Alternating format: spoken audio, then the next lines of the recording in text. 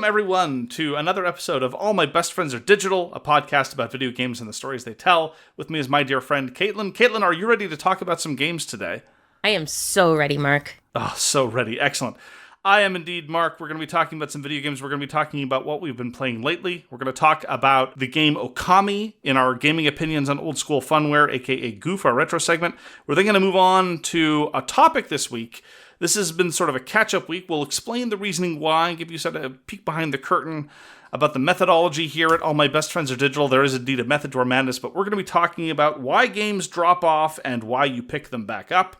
And then we're going to move on to some shameless hyping of upcoming titles, what we call Shout, where at least half of us, a guaranteed minimum 50% of hosts, will be engaging in hyping up some upcoming titles. So, Caitlin, with all of that in mind, what have you been playing lately? So, lately, I've been playing something called Dead Letter Department. I recently had a birthday. Happy birthday, Caitlin. Thank you. I also have a twin sister, so naturally it was her birthday as well. What a coincidence. I know. Wild. I was looking for something to get for her for our birthday. And my sister is a beast at typing games. We went to, what was it? We went to Otakon in Baltimore. So it's an anime convention in Baltimore. And they had a video game room. And in this video game room was the game Typing of the Dead. You know, my sister sat down and she would play. And it's co-op, but, you know, everybody gets their own scores. And basically they were doing this thing where, like, you know, whoever had the higher score would get to stay, continue playing, and somebody else would swap in. And all of these people just walk over to see, you know, my tiny, unassuming, dorky-looking little sister. Small physically, not, you know, little. I mean, technically, she's 30 seconds younger. But anyway, you know, they come over here to challenge her and just get absolutely smoked by her because her typing skills are quite good. She's very accurate, very fast. Anyway, I was looking for some typing games to gift her.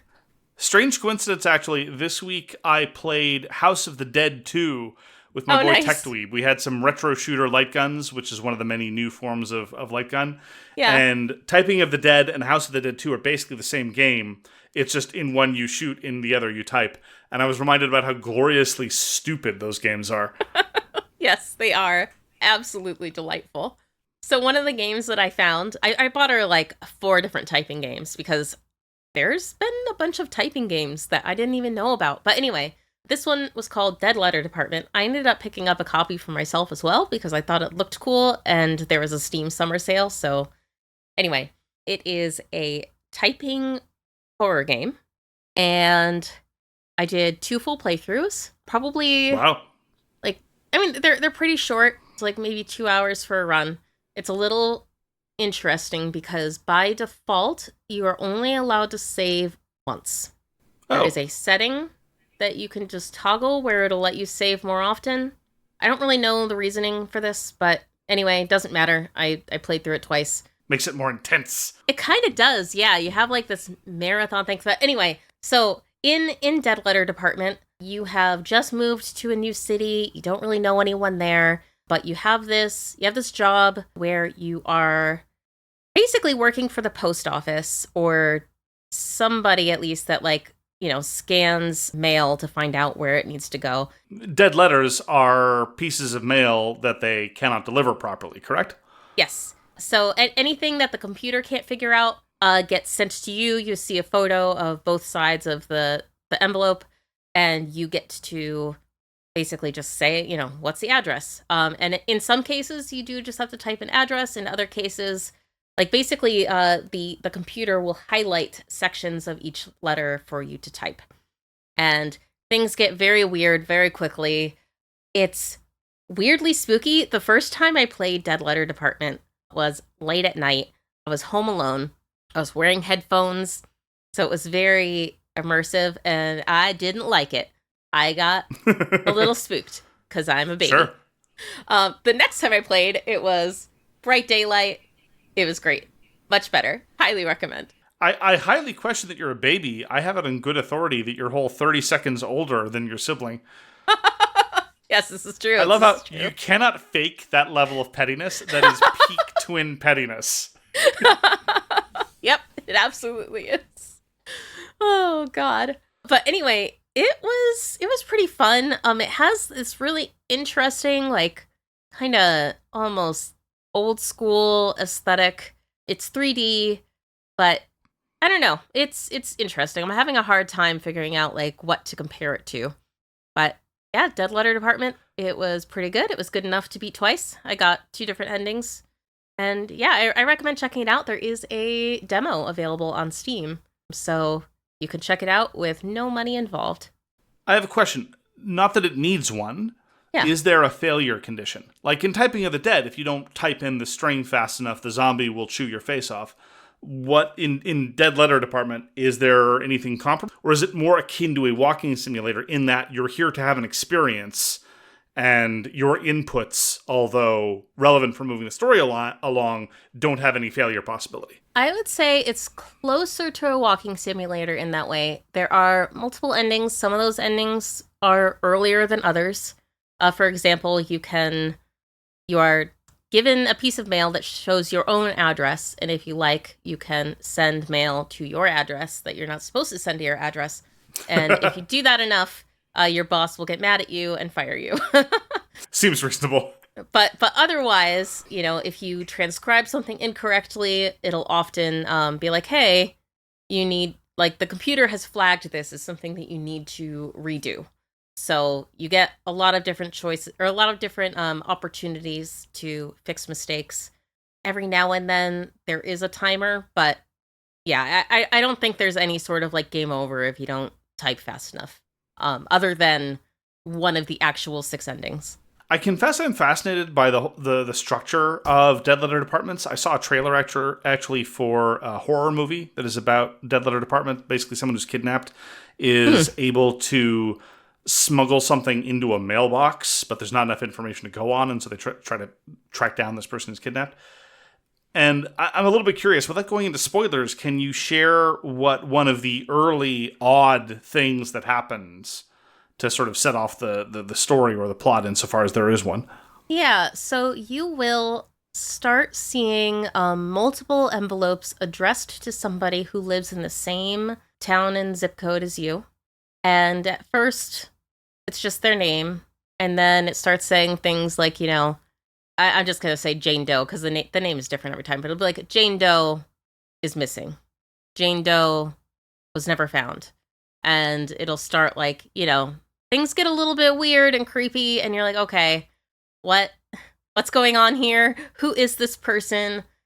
They live in the same place as me. Did they have my job before? I don't know. So it sets off a mystery for you. And as the game progresses in Dead Letter Department, also there's like visual things that start happening, like the hallway when you leave your apartment gets darker, and it's weird. It's very atmospheric. Cool. How did your sister like it? I don't think she's played it yet. Owns it, has not played it. Definitely like you. Yes, we are for sure twins. I'm glad you enjoyed it. I'm curious. I might give it a try in the demo, although my typing skills are abominable. All right. What have you been up to, Mark? So this is your government-mandated Canadian content for the week. I've been playing a game called Suit for Hire, which is by Canadian developers Godmode Interactive. It was released into 1.0 this year after a period of early access, but I did not touch it when it was in early access. I similarly picked it up on the Steam Summer Sale. Suit for Hire is basically John Wick, the video game. It is not trying to pretend to be anything else. It is absolutely trying to pretend to be John Wick.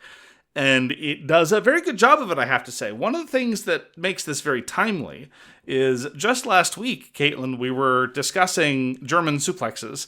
And more specifically, I commented independently, this is just completely at random, that one of the virtues of John Wick in terms of its choreography was that they were always finding new and clever ways for John Wick to wrestle people to the ground. Yeah. And sure enough, in Suit for Hire, this happens all the time. Nice. They do a pretty good job of offering a gameplay structure that encourages action scenes that look very, very much like action scenes in a John Wick movie. So you have your protagonist running around with his gun, he shoots 5 dudes in the face, and then he pauses to, for reasons that would make no sense in the context of a movie, wrestle some dude to the ground in expertly arranged choreograph to shoot him point blank in the face, and then he gets up and he keeps moving around and so on and so forth.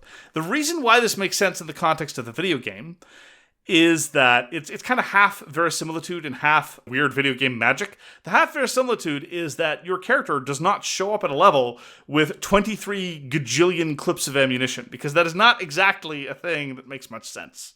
Okay. His pistol has 7 shots in it, which I can't tell if this is just the number that they wanted, or if this in turn is another subtle nod to a weird thing that happened in one of the John Wick movies where they were basically making fun of the Colt 1911. I could go into more detail, but for people who don't give a crap about firearms, which is many people, it's not particularly relevant. Suffice to say that the Colt 1911, although a classic, has 7 rounds, which is laughably small in the context of modern firearms, which typically have something in the nature of like 16 or perhaps more, depending on the kind of ammunition chamber. But anyway, so you've got 7 shots in your gun, you have 1 spare clip and 1 spare clip only, and there's not a whole lot of ammunition to be found on the level, but your clip magically refills every time you do a takedown.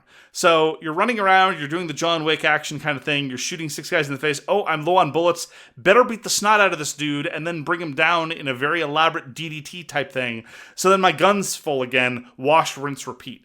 And this is all neat. This works out very, very well, and it means that you can get all this stylish action, but at the same time, be vulnerable to, for example, in the early levels, dudes with baseball bats.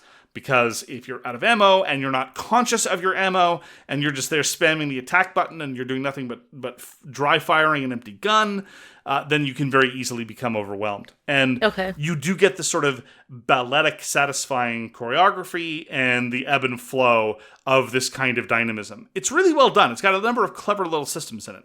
You have to wrestle somebody to the ground in order to refill, like get more ammo, basically, right? Yeah, so either after punching them 4 times or after doing a parry, which is, like some games that I've been talking about recently, a reasonably decent parry window. It's not too permissive, it's not too restrictive. It's just right in my experience. You have to time it carefully, but it's not super demanding. And they're not multi-limbed monstrosities. They are, again, dude with baseball bats. So it makes sense when you have to hit the parry button. That allows you to trigger a takedown pursuant to that, and that will refill your gun. So after you wrestle him to the ground and shoot him in the head, does that use ammo that you already have? Reasonable question. No, they just wanted to make it look like what happens in John Wick. Okay.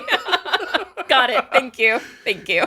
Because, again, frequently, for reasons that don't make a whole lot of sense, I think in real life, John Wick will indeed, rather than just shoot someone in the head, elaborately wrestle on the ground and then shoot them in the face point blank or something, because it looks cool. Anyway, a lot of what happens in Suit for Hire, I think, is meant to evoke that idea of something looking cool. And most of the time, they manage to put it together in a structure that makes a certain degree of gameplay sense, and it allows you to do all those things without making the game trivial or overburdened with ammo considerations. In point of fact, the fact that ammo is so constrained makes the game less about ammo management than other games of its ilk. Like you cast a glance to the interface, and that just helps inform how you need to engage in the next fight. So it's, I'd say, 10% tactical, 90% Twitch gaming, which is a pretty good mix, frankly. Yeah. Another cool thing about Suit for Hire is that you can play from 2 different perspectives. One of them is an isometric perspective, which gives you a very good sense of where enemies are in terms of never being outflanked. You know exactly where they all are, but you don't have a very long field of vision, and so all your engagements will be at relatively close range. Or you can play with the third-person perspective, which is a bit of a misnomer. I mean, anything that's not first-person is third-person. I mean, there have been second-person action games, but they were weird. Anyway, in the third-person perspective, it's the more traditional over-the-shoulder view of a lot of shooters, and it's really weird. I've been playing mostly isometric, but switching back and forth has been really interesting, because now suddenly I'm pulling off really long-range shots, but I'm getting snuck up on. And it's a very, very cool difference. Which leads me to the biggest problem with Suit for Hire, which is that, oh my goodness, the jank. This is a small indie operation game by the looks of it. I can't comment on how many employees Godmode Interactive has, but it doesn't seem to be a huge team, and certainly not a very well-funded team. If it is, they need to reallocate the resources because this screams indie jank in a number of ways. So, for one thing, and this is minor, it doesn't really matter, but it's an indication of how things are, the laser sight on your gun glitches all the time, especially when you load into a new level. Like, it's just bouncing off of surfaces in a weird way. It's coming out your back rather than out the front of your model. It's strange. I mean, generally, the graphics are not good. Your character model, you can customize them with all manner of different hairdos and suits and everything. It does not look like a human person. It looks like some weird mannequin with like facial hair and other hair magic markered on clumsily. The graphics are not very good. It's fine. They get the job done. It all looks like off-the-shelf assets from some sort of game creation engine. But it's okay because it's fun to play. Now, there have been some technical problems. This one time, I suplexed a dude so hard into the ground that we both fell through the bottom of the stage. Oh, no. And we got caught in limbo. Well, that was a hard reset. And another thing is that in the ad copy of the game of Suit for Hire, they're like, there are two different perspectives. Swap between them at will. The one time when I tried to swap between different perspectives in the middle of a level, the game hard crashed. So I haven't tried that again. I only switch before I go into a level, and that's that. So I've been having a good time with Suit for Hire, frankly. The levels are quick and punchy, they're challenging without being frustrating, they're dynamic, they're visually satisfying, even though the graphic fidelity is not very good. The first level takes place in Toronto, which is how people in Toronto pronounce Toronto, which is a great nod. I did hear that, yeah. Oh, yeah. Gotta have that Canadian content, man. And it's just really fun, and it's cool to watch, and it does exactly what it says on the tin. The game description is very much about how this is John Wick the game, and it feels, looks, and plays just like John Wick the game. And so I confess, despite all its problems, I've been having a great time with Suit for Hire because they got the fundamentals right. You know, the graphics are not good, but it's well animated for the most part. Like, they lavish a lot of attention on the takedowns because, again, that's the kind of thing that if you like the John Wick movies, you kind of like that, so there you go. Yeah. They've spent their resources well, and it is a very effective product. And I've been enjoying Suit for Hire, and it's very much what I've been in the mood for lately. So if you're at all curious, I say take a look. Nice. I mean, I've been, while you've been talking, I was just watching the trailer on the Steam page, and it's fun to watch. Like, especially the top-down view, it looks pretty cool. Yeah, it's very satisfying. Like I say, they've spent their resources well. They had a good set of priorities, and they delivered on them. And I'm not necessarily going to defend the technical shortcomings, but I have to say that they've been relatively minor and not entirely unheard of in big AAA releases either. Like, another example is I downed some dude and he just kept clipping through the wall ad infinitum. It doesn't have ragdoll physics, but it has some kind of weird physics engine. And so for the rest of the level, I kept hearing the rustling of that corpse trying to settle down. But, I mean, who among us, Caitlin, speaking frankly, hasn't had that experience even in full-price AAA games? Absolutely. So it is what it is. And it's a price worth paying, and it's very effectively designed and very cleverly constructed. Suit for Hire. Nice. So with that, we're going to move on to our gaming opinions on old school funware GOOF. We're going to be talking about Okami. This is by Clover Studio in 2006. It was originally published on the PS2, part of a trilogy of games that Clover Studio produced, them being Beautiful Joe, God Hand, which I talked about last week, and Okami. It was not successful initially, but has since been ported to every single system imaginable, several different PlayStations, several different versions on Nintendo consoles, including the Switch, as well as an HD remaster for Steam. And Caitlin, why don't you give us a rundown on what happens in Okami?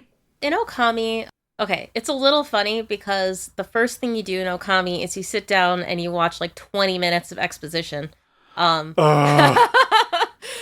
But it tells you all about the story, about how, there was this, I think, 8-headed demon called Orochi, and it was wreaking havoc.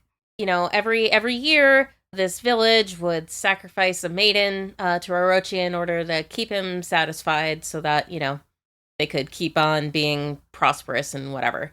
Then Orochi ends up choosing this girl to be his sacrifice, who is the beau of this guy called Nagi. Nagi. Thank you. I was going to say Nami, and I was like, that's not right. All right, Nagi.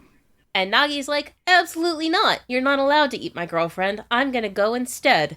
And he goes and he tries to fight Orochi, and he's getting his butt kicked, and everything's terrible. And then this white wolf named Shiranui shows up, and basically Nagi and Shiranui team up, and they attack and manage to defeat Orochi.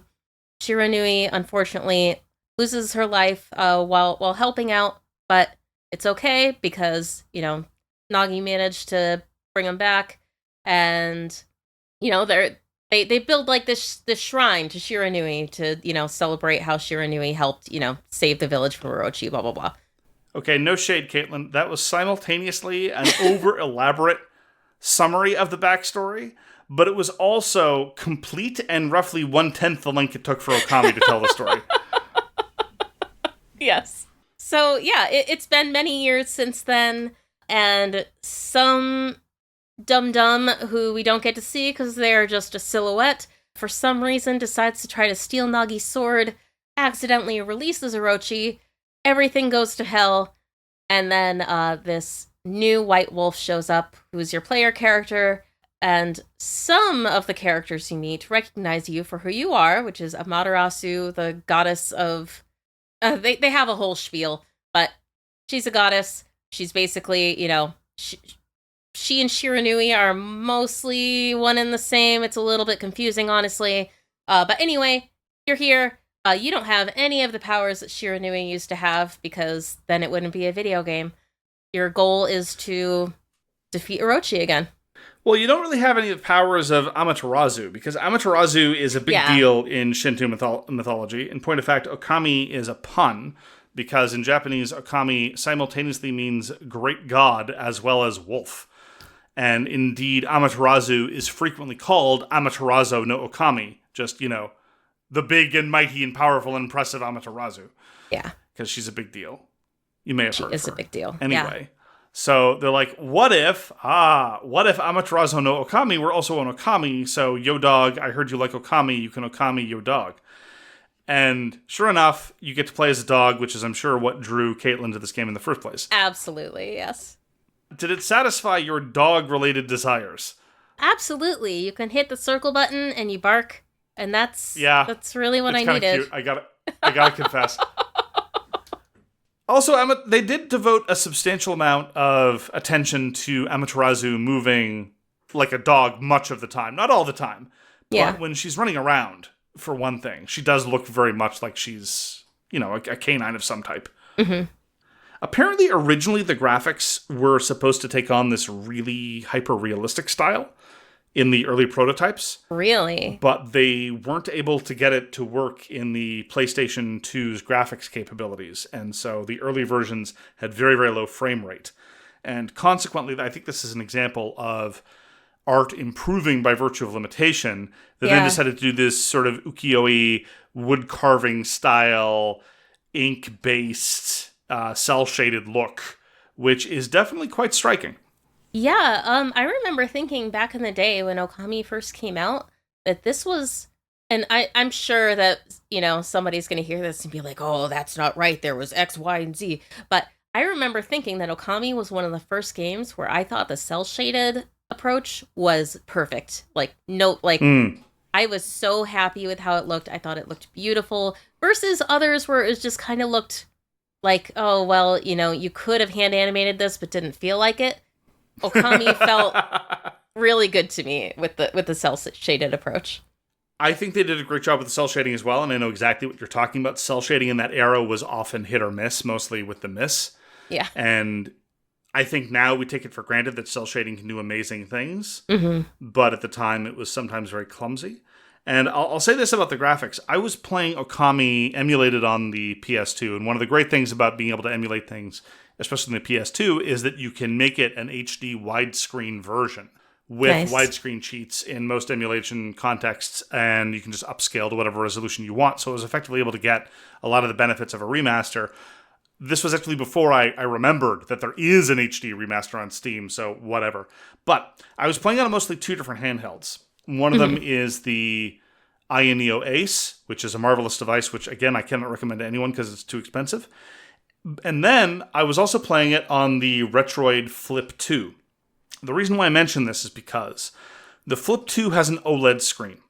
Up till this point, I was mostly blind to the virtues of OLED. Like, if you put the same image next to me, one on an OLED screen, one on a non-OLED screen, I can see the difference, right? Yeah. Mostly the difference to me, though, is bright.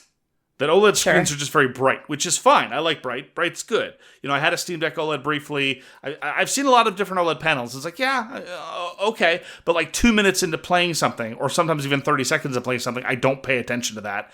Yeah. There are a whole bunch of people who are like, OLED or nothing. If it doesn't have an OLED screen, I don't want it. Like, OLED, everything, everything, everything. I, for one, would much rather have VRR. But setting all that aside. Sorry, VRR? Variable refresh rate. Oh, okay, In theory, you can do OLED and VRR at the same time. It's just people haven't found a way to do it without having the power drain be huge. I see. Apparently, the Lenovo Legion Go 2 is supposed to have, but rumored to have OLED VRR. I'm curious to see how that's going to shake out. But anyway, setting all that aside. So I'd been playing Okami on my Flip 2 with an OLED panel. And then I transferred the save file over to my Ace, and I was playing on the Ace. And for the very first time, I've been having people yammer at me for years about how great OLED is. But for the first time, I saw something after playing it on OLED and then switching to non-OLED. I'm like, oh, this doesn't look as good. Yeah. And I say this not just about the technology, but also just about how vibrant and lush all the graphics are in Okami. It's gorgeous. So as an example, when Okami runs, she leaves trails of flowers behind her. And there are these sakura blooms all over the place and these bold brushstrokes that are meant to evoke sort of Japanese calligraphy. And all over the place, there are these unnecessary and marvelous graphical flourishes, all done in this very, very stylized way. And it really makes me appreciate having a really good quality panel because in a strange way, I feel like, to a certain extent, the game was too good-looking for 2006. We need modern technology to fully evoke it, which is strange. Oh, that's funny. Can we talk real quick about wandering artist Isun? Oh my goodness, Caitlin. So I used to be that person who would just, shout from the mountaintops how Navi from Ocarina of Time. Yeah, was the most obnoxious companion that ever existed. But Isun says, hold my beer, yeah. Yeah, he wastes absolutely no time in claiming that title. In fact, he claims it with about 3 seconds of showing up on screen because he's annoying and he's a perv. It's like, great. My favorite combination of character traits. Honestly, I would be willing not to forgive, but it would be less obnoxious for me if dude ever shut up. Yeah. The amount of unskippable dialogue in Okami is wild. You talked about the overlong introduction? Absolutely. Yeah. And then there's the overlong, repetitive, boring, not interesting dialogue that we're constantly being subjected to. And much of it in the early game is just jerks. Yes. Isun will not shut up. We're expected to interact and for strangely enough cover for Susano, who's the heir to Nagi and useless. And it's just, Okami is not respecting your time. Let me tell you another weird story about going back and forth between handhelds.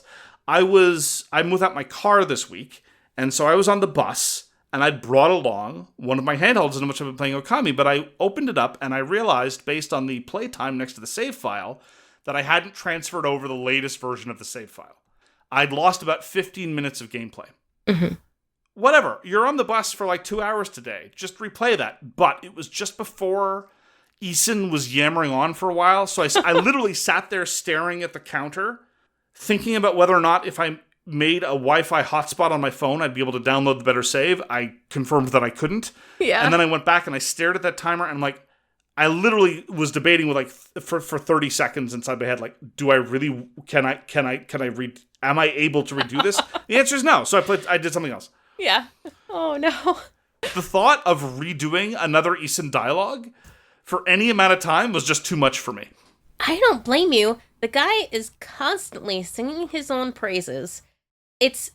he drives me crazy in particular because he does recognize you as Amaterasu, but Yeah. he doesn't, like, he just has no respect whatsoever. He's such a jerk. He'll be, oh. The extent to which I'm Shinto is 0%. 0.000% repeating, all right? Yeah. It takes a lot for me to care a little bit about sacrilege in a fantasy game about a pantheon that is not my own. I'm like, for crying out loud, it's so bizarre. This is my big question. We keep encountering these characters. Yeah. Who is the target audience for these obnoxious, verbose jerks? Oh, sorry. That was me reading an iTunes review of one of my podcasts. Sorry. Set aside. Who is the audience for these, and I use this term loosely, comic relief characters? They're not, I mean, who finds them funny? I'm not funny. Curious. Yeah. I keep encountering them in so many different media, across so many different cultures. Like, the child insert character, I find obnoxious, but I can understand. Right? Yeah. The idea, blah, blah, blah, kids want to see them, whatever, okay, fine. Even when it doesn't work, I understand why it's there. But these so-called comic relief characters who are just relentlessly obnoxious, I've only ever seen it done successfully once. And we've seen it so many times. I'm curious if you have any successful... And that is Isidoro from Berserk. Are you familiar with Berserk? Yes, but it's been a long time. Eventually, there's this elf character who's basically a fairy. He lives in Guts' backpack, whatever.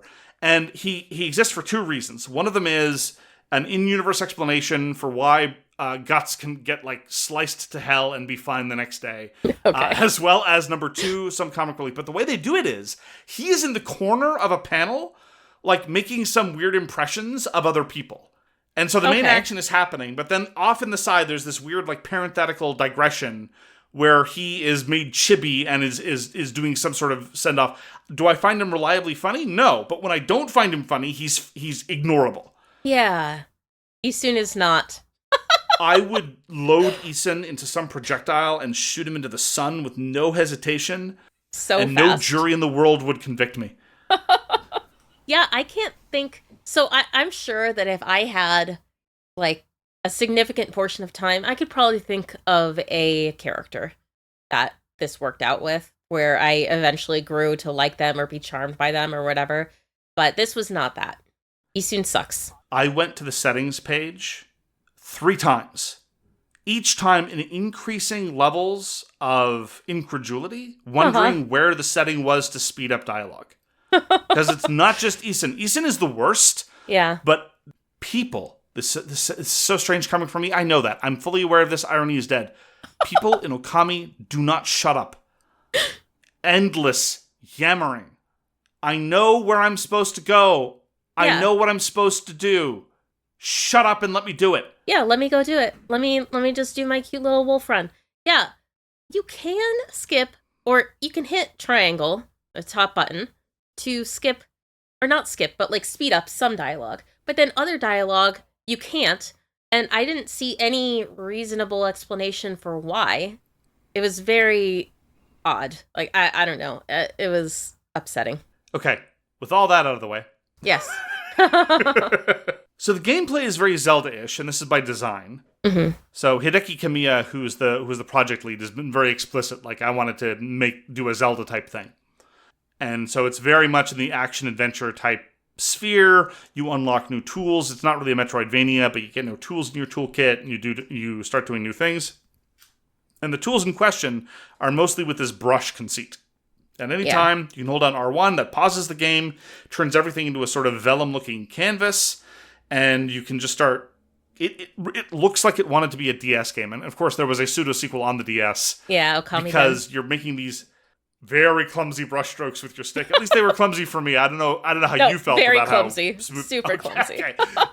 Because one of the first things you're taught how to do is to sort of summon the sun. And everyone's super impressed. Like, how are you able to do that? It's like, well, I am the sun goddess, so yeah. Figure it so you have out. to make a circle. You figure, circle ain't no thing. Oh, it's a thing. Fortunately, the game is very permissive about what the shapes are meant to look like. Yes. If it's not working, it's probably not supposed to work most of the time, thankfully. But the whole brush conceit I thought was super cool. Yeah. Yeah. So the only time that I became frustrated with the brush conceit is when I'm trying to use it in combat and I'm trying to draw a slash across the two enemies. And I start the slash and it only goes over one. I'm like, okay, nope. I need to do it again. Nope. I'm actually very curious. And honestly, I don't even know if it would actually play well on mouse and keyboard, but I would have loved to be able to use a mouse just for the brush strokes. So you played the Steam version, yes? So I did not actually. I played the PlayStation 2 version. Cool. I was merely wondering what it would be like, but I did not play it on Steam. Yeah, I played it on PS2. Apparently the Wii implementation was not very successful at the brushstroke mechanism either. That's so sad, because I would have thought that it would have been better, but I guess not. It's so strange. I mean, the Wii... We haven't really talked about any Wii games yet, frankly. That's true, yeah. Largely because I don't have the hardware anymore, and there weren't a whole lot of titles that were unique to the Wii that didn't have a better port elsewhere, except for the ones that relied on the Wiimote gimmick. And the Wiimote, just the hardware and the software never really came together for precision movements. Mm-hmm. I'm not going to say that Wii Sports wasn't a lot of fun, right? Like, it was. It was really cool. Yeah. But, like, every time they tried to do something like a first-person shooter, or every time they tried to do precise pointing elements, it just never seemed to quite work properly.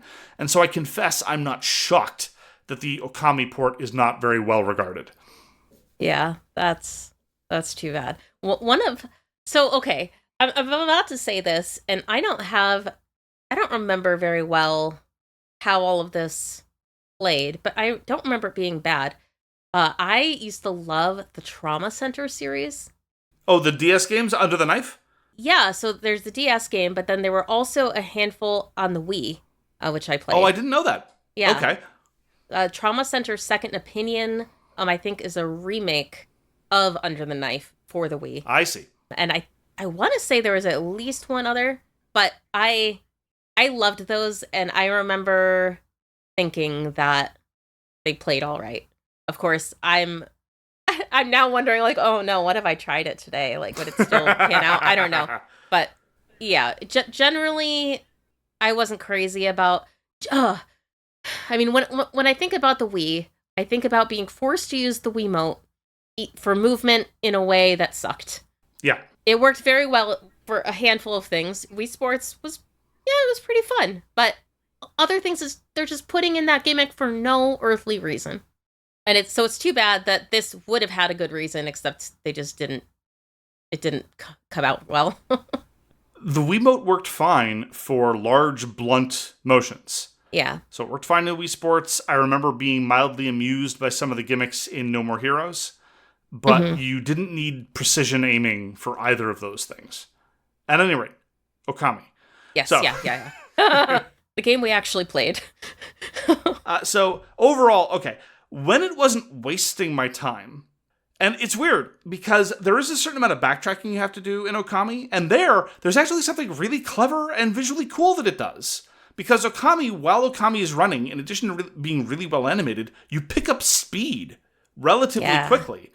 Not so quickly that you can exploit it in, say, combat, because your combat arenas tend to be very, very small, which is fine. But in the sense that if you're going from point A to point B, you end up picking up speed, and there are these weird graphical flashes of how Okami's moving really fast, and the flowers sprouting everywhere. Honestly, backtracking in Okami felt fine. It was just anytime Isan was yammering in my ear that I felt like it was wasting my time. Yeah, absolutely. Oh, this is kind of a aside, I guess, but I loved the designs of all of the celestial brush, like, other gods that you got to see. The hamster, I don't know if it's a hamster. The rodent, Tachigami, just, oh my god, he's so cute, and he has this giant sword. This sword was so big. So anyway, yeah, I love the designs. I guess that goes back to the visual. The designs are all really, really good. I do have a question, though, about the way Okami is rendered. Because to me, Okami looks like a wolf. And yes, Okami kind of pushes the boundaries of can you pet the dog, because Okami is pet, but you cannot pet anything as Okami. Yeah. And Okami woofs. But most of the time, Okami to me looks like dangerous because she's got the teeth. She's there. She doesn't really like whimper like dogs do. She doesn't give you puppy dog eyes. She's not snarling all the time.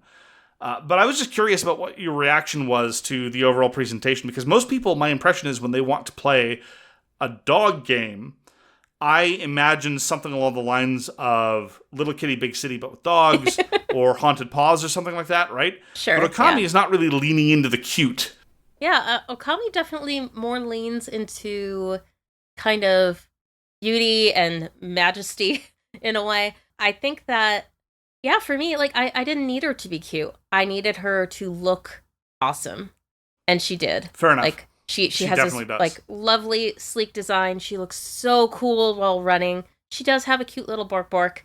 Like, but, yeah, she looked cool. I think that was the important takeaway here. I, in fact, have far too many PVC statues from Okami, because I have Amaterasu, I have Shiranui, I have the baby one from Okami-den, and I have the DS pseudo sequel, yeah. Yeah, and I have a wolf form of one of the bosses. So I have a lot, and they're all very pretty. 4 dogs, 4 Okami-related dogs. Yes.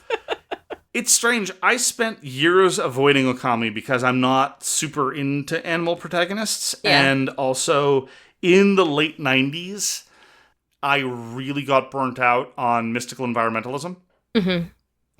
It was just everywhere, from Princess Mononoke and Final Fantasy VII, and just one after another, and it just doesn't really do much for me. Sure. But I have to say that the visual style has completely won me over.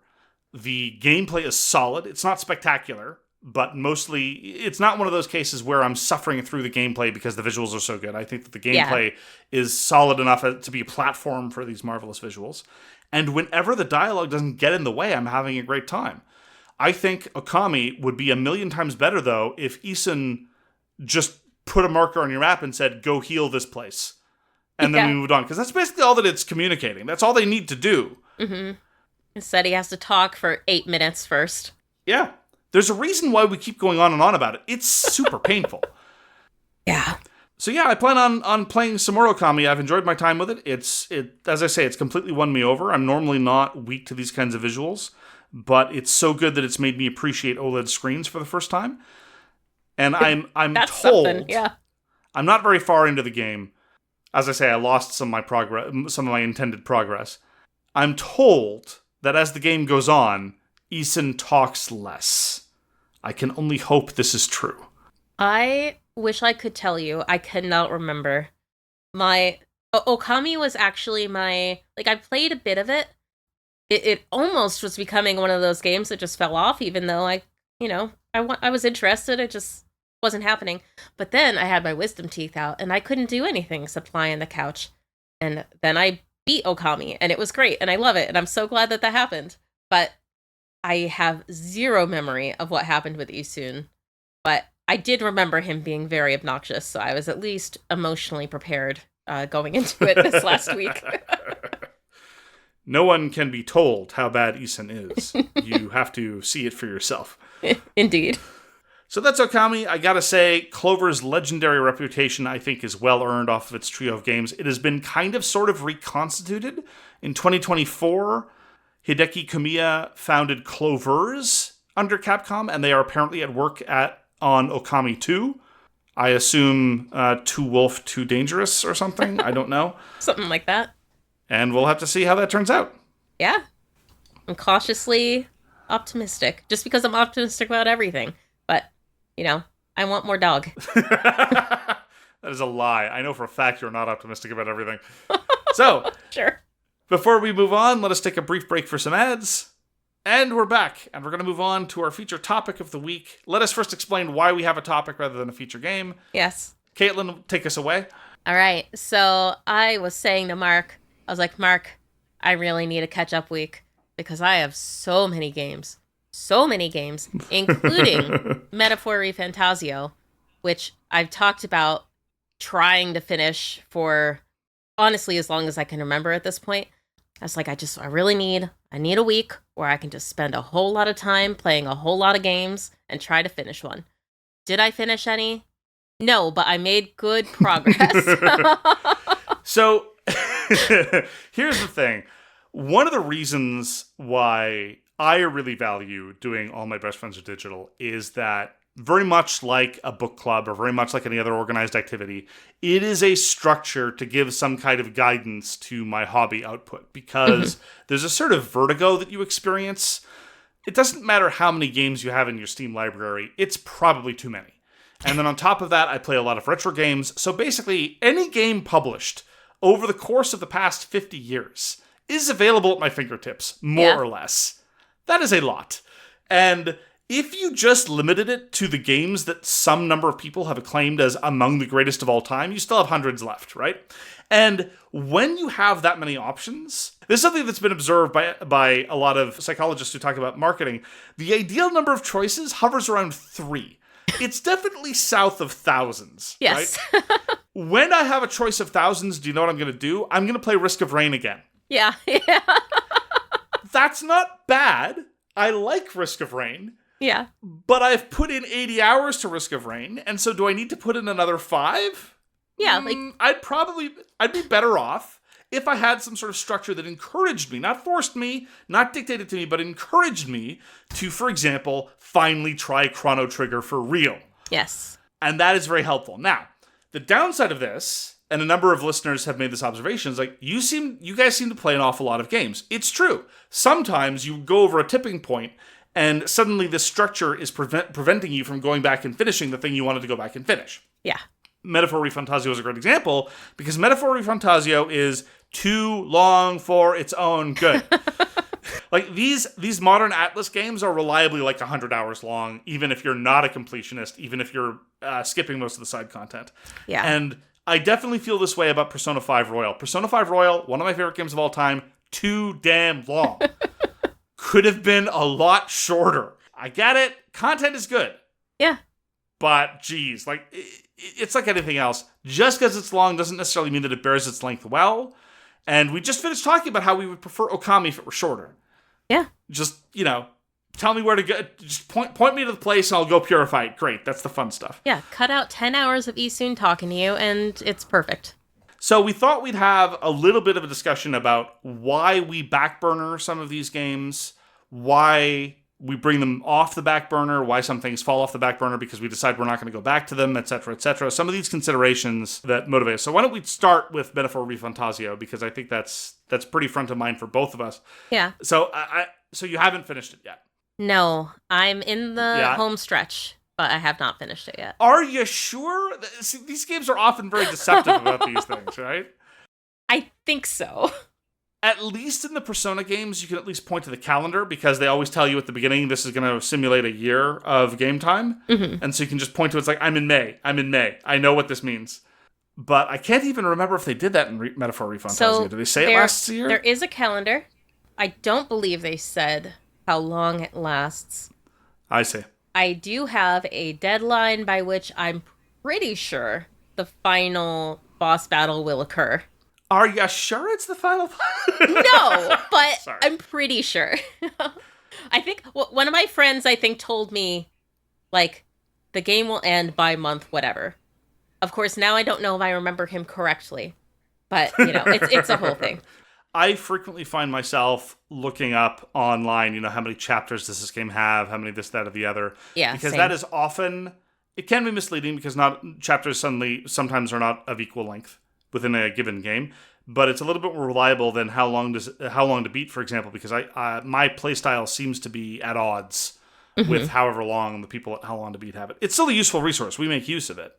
So, okay, I had the opposite experience recently. One of the things that I did, I can't even really tell you why because I wasn't a huge fan of it, was I played more Nier Automata. Okay. This week, all right? Because, again, we got some good listener feedback that said, okay, the game picks up steam a little bit after where you are. And I always remember the experience of going into the hinterlands in Dragon Age Inquisition. And Dragon Age Inquisition is one of my favorite games. So maybe this is just a hinterlands problem, whatever. I've never had this experience before with something that's remotely akin to a JRPG. Mm-hmm. I was playing, and I'm like, this is okay, I guess. I don't know how much more of this I have left in the tank. And then it ended. Oh. It was like, oh, that was the last, what? That was the last, I finished the game. Okay. For the first time, mind you. Yeah. Because apparently there are 3 endings that you just get one after the other. I am told that the third one is the best. Of course, they say Of course it is. The best for the end. But I got to tell you, I'm pleased that the first playthrough is a lot shorter than I thought it was going to be. It was literally like, I thought I was just trying to get to the good stuff. Yeah. And it was literally like, oh, here are the end credits. What on earth is happening? It was so surreal. I couldn't believe it. But I will tell you that if this is their approach to a story arc, there was no satisfying ending. It was just like, okay, we've decided to stop telling events now. All right, I guess we're done. It was so bizarre. I've never been so shocked by something being over in my life. Do you have a theory as to why we haven't finished Metaphor Refantasio, but you definitely and me maybe are still determined to finish it? It's tough. I think Metaphor Refantasio's problem is that it is so long that it's become easy to put off. And there's games that I will get into and I will become completely 100% consumed by it. And I am incapable of doing anything or playing anything else except, having to go to my day job until it's over. Metaphor Refantasio is a wonderful game, but it has not ever been one of those that I just got completely consumed by. So, for whatever reason, when life gets in the way, it is easy for me to put down Metaphor and know that I'm going to come back to it, but not yet. Yeah, I agree with you. It hasn't, despite its quality and despite how much I enjoy it, it didn't really grab me in an obsessive way that other games do. And I think the last couple games that really grabbed me in that way were probably Persona 3 Reload and, strangely enough, Kunitsugami. Mm-hmm. And comparing Metaphor Refantasio to Kunitsugami is kind of pointless. They're utterly different. Yeah. But one can, I think, very successfully compare Metaphor Refantasio to Persona 3 Reload because they're, in many ways, almost identical. Yeah. But one of the salient differences was, I don't know, the relationships in Persona 3 Reload seemed more compelling to me. Mm-hmm. I like the characters in Metaphor Refantasio, but their stories don't matter to me as much. Like, I like Hucklenberg, I like Stroll, they're decent people, they're buds. I'm not particularly compelled to find out what happens to them, though. And that's a subtle difference, but it's a meaningful one, I think. I could see that too, because, if I think of Mass Effect, for example, I loved Garrus. I had to know, everything's going to be good with my guy Garrus, Oh, yeah. I think the other characters being... Because, the characters are good in Metaphor Refantasio. I like them. I like talking to them. I like learning about their stories. But they're not, in my trove of, favorite characters. I think, though, at the end of the day, one of the biggest reasons, though, is that it's really hard to maintain, for us anyway, an obsessive level of interest for what is, minimum 80 hours, I don't know, maybe longer. Yeah. Woof. There's a lot. And I genuinely think there's a way to do it so that if people want to just play the main story campaign, they can get out in a slightly more reasonable amount of time, like even 60 hours or so, which is still really long, and have a whole lot of side content, I guess. It's tough. I don't know. It's difficult to tick around the edges. Well, it is tough, especially with the calendar of Metaphor Refantasio, because you have to do stuff between each of the story beats. You can't not do stuff. And I'm guessing, I don't know this for sure because I have done tons of side dungeons and everything. I'm guessing that if you don't do any side dungeons, you're not going to be strong enough to be able to complete the story dungeon at the end of that section. I don't know. You're probably for right. Sure. but it feels like it's required to spend that much time in order to successfully complete Metaphor Fantasio. Yeah. Well, moving on from Metaphor Fantasio, I have a theory as to what causes me to bounce off most of the games that I bounce off of. Mm-hmm. And this is kind of going back to a theme that carries through a lot of our observations about a lot of different games, and that is tutorials are hard to do properly. Yeah. And it seems to me, I did it just recently actually, that oftentimes tutorials are what cause me to stop playing the game. Because if the tutorial is long enough, and sometimes it has to be long. I respect that it's hard. I'm not saying this is easy. After finishing the tutorial, I've played long enough and I'm a little bit tired, not necessarily physically, but mentally. It's like, oh, okay, well, that was a chunk. And I put it aside. Mm-hmm. And then the next time I think of loading it up, I'm like, oh, wait, crap. Do I remember all the things in the tutorial? Oh, all right. And so then I never touch the game again, right? I do the tutorial, which is often the worst part of the game because you just have to learn everything. But I don't then have enough gas left in my tank to have those ideas become solidified by playing a couple of missions. And honestly, in those cases, I think it's better to err on the side of brevity. Like, again, Nier Automata never explains how the chip system works. Suit for Hire, I don't think the tutorial in Suit for Hire tells you how ultimates work. Or if it did, I missed it. Mm-hmm. That's fine. Just to a certain extent, throwing people in the deep end is fine, so long as they can muddle through and figure it out. I actually reloaded Strike Suit Zero because I'm still in the mood to find a good space shoot 'em up game. Okay. Right? Whisker Squadron Survivor disappointed me so desperately and so deeply. I want to have a space shoot 'em up game, and I realized that I still had Strike Suit Zero back in the archives of my Steam library. I'm like, oh, did I ever play that? I did. I played the tutorial and then I stopped. Yep. Okay. That's exactly what happened. Do you ever have that experience? But of course you skip tutorials, so. Yeah, I was, so while you were talking, I was trying to wonder if that had happened to me. And a similar thing certainly has, where I will, so actually, Elden Ring, sadly, is an example of this. I loved Elden Ring. I played a lot of it. Probably, I mean, it felt like more than I actually played, but I got to the Royal City of Leyndell, I think. And okay. I was trying to figure out how to get through it, and I accidentally got lost, and I went under the city, which apparently is like a side area and not part of like the main quest. And I was trying to figure out how to get out, and then I had surgery, and I wasn't allowed to sit at my computer for a couple weeks because I had to have my leg propped up, and I couldn't easily do that sitting at the PC, and I was playing Elden Ring on PC. Yeah, and you were playing Elden Ring on a Dance Dance Revolution pad, right? Yes. So I think I ended up switching over to like maybe Final Fantasy VII remake or something like that, because that was on PS4. Anyway, that doesn't matter. When I tried to come back to Elden Ring, I realized that 2 weeks away, at least for me, I'm not good at Souls-like games. I play them because they're fun, and I love them, but I'm not good at them. So 2 weeks away was sufficient for me to not have the muscle memory that I had gathered from all those previous time. Like, I couldn't do anything. I just felt sad and pathetic, and I was like, okay, well, I could restart the entire game of Elden Ring, or I could just go do something else. So yeah, I chose the latter, unfortunately. And I think that that happens to me a lot, personally, is if I stay away from something long enough, it doesn't matter. I no longer know how to play it, and relearning how to play it is going to be too big of a barrier. I have the exact same experience with a lot of fighting games, particularly ones that are subsystem heavy.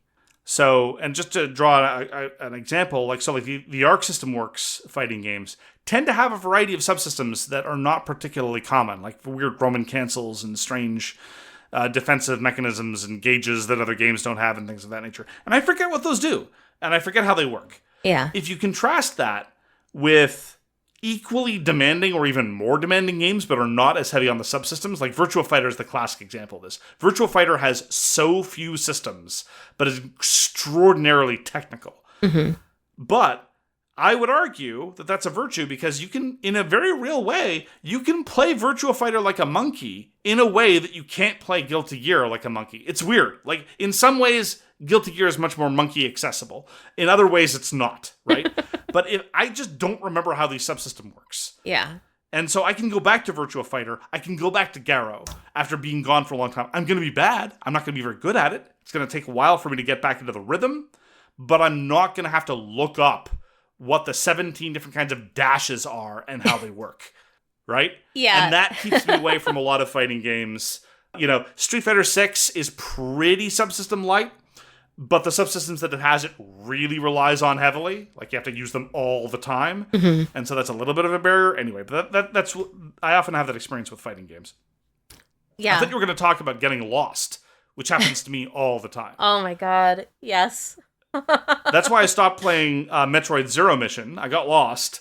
And then it's like, oh, well, why didn't you just look through a walkthrough? If you're sufficiently lost, you don't know, like, the walkthroughs, it's going to be hard to just even access the walkthrough. Mm-hmm. So in this case, though, it was easy. I wanted to go back to Metroid Zero Mission, remembered that I was lost. I'm like, oh, I'll just play Fusion instead. Worked out great. Yeah, perfect.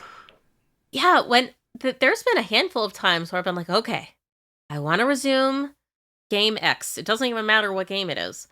If it's linear enough, like, say, Senua's Saga, Still Wakes the Deep, like, yeah, I can find a guide or a let's play, and I can find the last thing I remember and go from there. Others, it's like, yeah, good luck. You have 18 videos or, 60 pages of content to look through. Have fun. And, like, you'll be like, oh, I recognize this. Oh, but I don't recognize this. But I recognize this thing after that thing. And, yeah, it's a mess. I confess, unlike you, because I thought about going back to Metaphor Fantasio. I thought about going back to Fire Emblem Three Houses, which I still intend to do. Oh. But I didn't. I fell back on exactly all my old bad habits. I just played roguelike candy. And so, because it's just so easy to go back to. Yeah. And so I've been playing even mediocre ones like TMNT Splintered Fate, which is not particularly well done, but it's a competent enough action roguelite. Mm-hmm. And so it's like, this is fine. No barrier to entry. It's all good. No complicated subsystems. Just go and do the thing. It's warm and reassuring, and it's safe. I have to say, though, that as a counterexample of how to do this in an interesting way, I will repeat that another sometimes mediocre, sometimes good action roguelite that I played this year, Redacted, fascinatingly, I won't go into too many details because they're kind of spoilers, has an endpoint. There is a failure condition in Redacted. And I haven't gone back to Redacted because I failed. I hit the failure condition, and I was like, okay, I'm done. I lost. That's okay. I play lots of board games. I am familiar with the game is over because you lost. Yeah. That is a perfectly reasonable end state for me. It's an I don't ending. think everything, so there we go. I haven't gone back to Redacted, but, something much, much less demanding like Splintered Fate. Very, very easy. There we go. See, I need the structure, Caitlin. Otherwise, left to my own devices, I don't take care of myself. It all falls apart. Well, not all of it, but a lot of it does. Yeah, I did play some Metaphor Fantasio, but I didn't get as far as I wanted. Meaning, as far as I wanted was I wanted to beat it. I did not beat it. But I did, I think one dungeon. I advanced the clock, but I still have at least 20 days left, so I have plenty of more side dungeons to do. Sure. I jumped back into the altars. The altars was really tough for me because, like I said when we talked about it, I really, really liked the altars until I had to go back to redo all of Act 2. I finally did it. I made it to Act 3 yesterday, so we're able to go full steam ahead again. But it was rough. Like, even knowing what was going to happen, what I had to do, I somehow still only got out with 1 day remaining. It was very stressful. I don't know what it is that I messed up in Act 2 so much that I had, Obviously, different people have different reactions, but games like the Altars are fundamentally closer to work than a game like an action roguelite or a fighting game or whatever. I'm not saying that makes the fighting game or the roguelite better. Yeah. I'm just saying they are more removed from work. Yep. Resource management, true. throughput concerns, these can be very, very satisfying experiences, but if you've been there before, suddenly that work-like aspect will probably be more forefront to mind. Yeah. And I intended to try to go back to Neon White, which I didn't get back to. Neon White is a little intimidating for me just because I used to know what all the cards did so well, and it just flows so nicely, but I'm really worried that I'm just not going to remember what things do, and it's going to be hard to get back into, so I didn't try. I have gone in and out of Neon White a number of times. I would encourage you to lean into it because a successful run is around 30 seconds and a failed run can be restarted at any time. Just go for it, man. Like it's the only problem that I have with Neon White is I feel the need to get the gift in every level, which usually involves me often involves looking up a walkthrough, which at least is easy to find, unlike when you're getting lost. It's like, level 34, how to get the present. Okay. And sometimes involves some very, very tricky, very, very precise maneuvers. But Neon White is well worth going back to, and yeah. I had so much fun with it, and I don't know, honestly, why I never went back to and picked it up, because it's been probably almost a year. I don't remember exactly when we played it, but I remember it being fairly early on in All My Best Friends Are Digital History. We were just babies. Just babies. The Switch 2 wasn't even out yet. It was a totally different world. Yep. If you want to go back to Neon White, don't be intimidated. It's... Okay. That's good to hear. Just go do it. There's a small number of cards, and typically speaking, in a given level, they only rely on one or two different cards at most. That's right? true. So that's another reason to not sweat it. Yeah, I can do it. What are you going to do? Fail a run and waste 15 seconds of your life?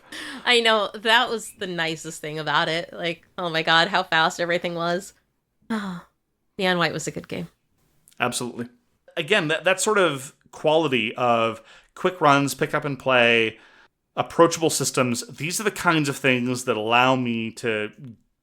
encourage me, to bring games back from the back burner. It's just, unfortunately, most of them tend to be action roguelites, which is a perfectly reasonable style of game to play, but really I should be branching out my possibilities and finishing some of those more narrative experiences that I enjoy so much. Yeah. Yeah, I love the narrative experiences. I think I have a little bit of trouble with this. They don't tend... Sometimes they're short, like Senua's Saga, Hellblade 2 is not particularly long, but there's a time investment that I have to put in, and let me tell you, it's a lot higher than whatever another run in Repo would take. I played a lot of Repo this last week as well. A lot of Repo. Repo is really picking up steam. I see more and more people talking about Repo. It's... Maybe I should give it a try someday. Damn delight. I will let you know if it ever comes out of early access to get you to play with me. Part of me really misses the episodic release schedule of Telltale games. They were really onto something. Yeah. It's like, this is going to be narrative heavy, this is going to be character focused. Here's 4-ish hours. Yeah. Go. That was nice. And we'll be back with 4-ish hours again later. Rather than, here's our game, it's 100 hours. Yeah. Bye. See ya. I got my daughter to start playing the first Walking Dead game, because she loves horror stuff. Your daughter is going to be playing The Walking Dead Season 1? Yes. Wow. Yeah, she's an odd duck, but yeah, she loves scary stuff, and it's really funny seeing her play a horror game that is not Roblox, because it seems that she recognizes that the stakes are somewhat higher when she has to like protect Lee versus when a pixelated meme is chasing her in a hallway, like. Sure. I would be interested to hear your daughter's reaction to, in particular, that first major dilemma where you have only enough food to feed a certain subsection of your band, and you get to decide who starves. Oh, yeah. I mean, she got really fired up about, the whole, like, save the farmer's son or save the little kid thing. Because she saved the kid, and then she was like, and then all these people were mad at me. She went on a tirade there. She was mad. Yeah, people get upset even when you make the right decision. Sometimes, especially when you make the right decision. These are valuable life lessons. Yes. All right, so thank you very much for your observations, Caitlin. I appreciate them a great deal. Yeah. And I'm just as looking forward to what you would like to shout out for us. We're now going to engage in some shameless hyping of upcoming titles. Caitlin, what are you looking forward to? You said that you're an optimist and that you are looking forward to many things. I'm sure you must have any number to share with us. What are you looking forward to? I'm not looking forward to anything, Mark. Sad trombone, Caitlin. Honestly, there's stuff I'm looking forward to, but it is stuff that I have already shouted out. I did play the demo for Dispatch, and it made me realize that Dispatch is absolutely going to be my jam. So I'm very excited for it, but I already shouted it out like 4 months ago, so here we are. I too played the demo for Dispatch, and I cannot wait. I think that Aaron Paul is a little overexposed, but I cannot wait to play Dispatch. Yeah. I would like to shout out Enter the Gungeon on mobile. Oh. It is going to be released on Android and iOS sometime this summer. There's a leaked release date suggesting mid-August is what we're looking at. I actually played a fan-translated version of the Chinese Android version of Enter the Gungeon just to tide me over, and I'm having a great time with it. Enter the Gungeon's a marvelous game. It is an action roguelite that I put far too much time into. And I really don't need to start again from scratch and unlock everything again for what may well be the third time. Yeah. But hey. That reminds me a little bit of my spouse, who was recently telling me about how he was almost finished with getting everybody to A20 in Slay the Spire on mobile. And once he finishes that, now he gets to do it on the Switch. Because he already did it on Steam. So, third time. Time's running out. Slay the Spire 2 is coming out soon. I know. Clock's ticking down. Well, with that, we're going to say goodbye for this week for All My Best Friends Are Digital. If you're interested in supporting free and independent video game media, you can find us on patreon.com/amfad. Either way, thank you so much for spending the time with us. We look forward to seeing you again soon. Take care, everyone. Yeah, thanks, everybody. Take care. Thank you so much for listening. If you'd like to get in touch, you can reach us at allmybestfriendsareddigital@gmail.com. Hope to see you again soon.